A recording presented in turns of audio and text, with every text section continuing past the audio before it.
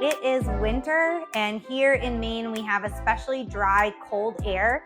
This time of year, 2 out of my 3 dogs suffer from dry skin, so I like to add this homemade dog food recipe for dry skin into my repertoire this time of year. I do feed it once in a while during the other seasons, but particularly during the winter, these ingredients are formulated to help to nourish and moisturize the skin and coat. If you click the link below the video, there is all kinds of information about coconut oil, for example, and how great the benefits are for your dog's skin and coat health, as well as the other ingredients in the recipe and why they were chosen.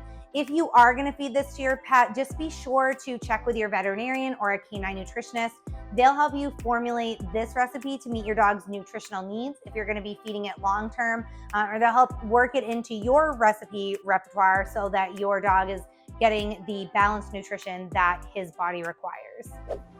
There's a little bit of prep work to this dog food for dry skin, but it's a pretty easy recipe to make.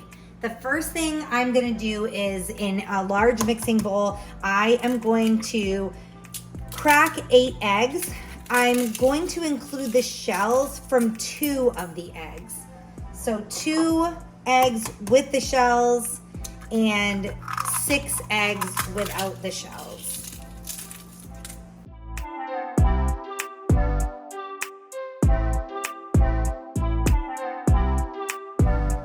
Before I beat the eggs, I'm gonna add 1 cup of melted coconut oil. And then I'm just gonna go ahead and beat these, mix them up just like you would scrambled eggs. Now I had 2 cups of long grain rice, dry long grain rice, and I cooked it according to the instructions on the packaging. So it's gonna turn into about 4 cups of cooked rice. And I'm gonna go ahead and add that to my egg mixture. Now, if you've ever made a frittata, this recipe is sort of like a frittata for dogs. We're adding everything together. We're gonna mix it all around, and then we're gonna fry it all up in a pan together. So I have my eggs. I'm gonna stir my rice in here. And I'm gonna add a bunch of vegetables. So I have 1 bell pepper that I've chopped. And you wanna just chop your veggies according to whatever size is best for your dog. So I have 2 medium dogs and a large breed. So mine might be cut a little bit bigger than yours if you have a teacup or a very small breed.